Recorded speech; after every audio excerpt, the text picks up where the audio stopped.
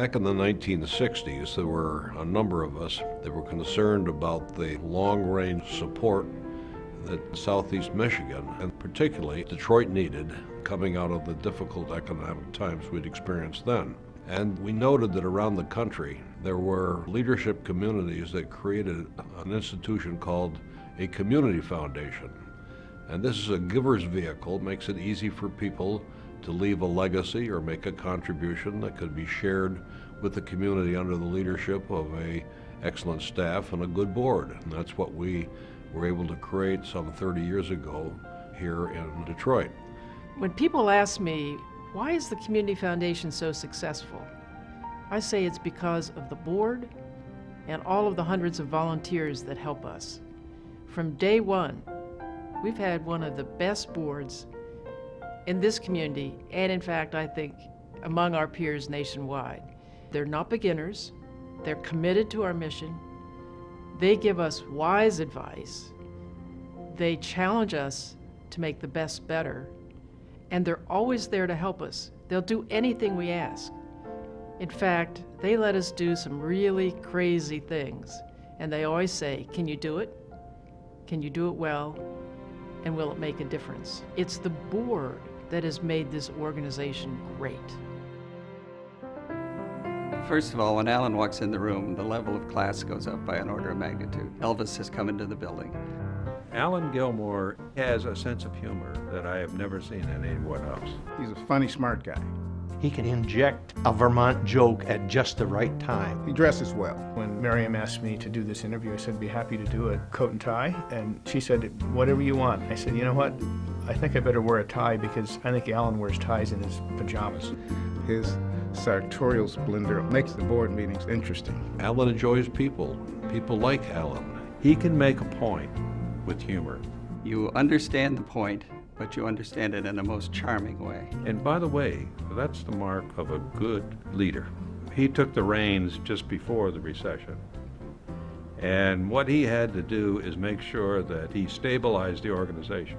He related to the donor base, but more important, he had to be an influence to the staff. At times of great fiscal distress is when you have to make your most important decisions about what you're going to do. When he was at the Community Foundation, this was one of the worst times in the state of Michigan. And I think to keep figuring out how to make the right investments during a very tough time is a skill. And there were some very important commitments made during that time that I think really helped us strengthen ourselves throughout this great recession. When Allan became chair, he thought the economy was going to be in trouble. And this was way before others. And I think he helped position this organization in a time that was challenging for many. One, we always paid our grants. We didn't overcommit. We tried to make a difference where we could with the resources we had. And it was Allan who also said, why not figure out how a foundation or foundations could try to help stimulate the turnaround of the economy, diversify the economy.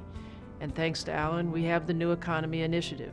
10 foundations came together to put together a $100 million fund to focus on entrepreneurial growth and the entrepreneurial ecosystem in the city of Detroit. And this began because of Allan's initiative and his questions about what could an organization like this do to have growth like that happen. He's interested in everything. It's not just numbers on a paper, or do they add up, or what's the conclusion there, so that when he's talking about a financial situation, he can put it into context of the world. One of the other signature programs or initiatives that Allan started was the Cultural Alliance of Southeast Michigan, now called Culture Source. There is a level of collaboration and engagement that I've never seen before. Since its inception, it is now seen as the intermediary of choice in this sector. Foremost, his job as chairman is to be a leader of leaders. We've been in business now for 30 years. I think our assets today are $740 million. That's $750 million, and we started from nothing. Mobilizing the other community foundations, bringing entrepreneurs into the city, creating greenways around the city. All those are things that are going to live on a long time after Allan Gilmour leaves his job. I think Allan has always left an operation better than he found it. We identified Jim Nicholson to succeed Allan Gilmour, and we're enthusiastic and confident that he'll not only succeed Allan Gilmour, but take us to new heights. Those are very big shoes to fill that I have great trepidation, but I'll do my very best. Follow in the footsteps of three incredible men, Joe Hudson, Gene Miller, and Allan Gilmour. In the coming decade, we will see the Community Foundation reach $1 billion in assets. And I think the most important thing is to increase the awareness. I mean, we are a very substantial organization in this community, and many people don't know us or the good work we do. And it's important that we get that message out and continue its very good work, increasing its grant making and making a difference in people's lives. I think the Community Foundation is postured to continue its growth. It's well run, it's got a very strong board, and I personally expect just continued growth of the foundation. One of the strengths of the Community Foundation is that we are here in the good times, and we're here in those that aren't so good, the tough times. And we've seen all of that in our first 30 years. When you think about the next 10, 20, 30 years, I don't know what's going to happen. But I can tell you the Community Foundation is going to be here. We're going to be better. We're going to be more effective. We're going to make sure that all the people we serve are benefiting from the resources that we have. What's fun is to think about what's next.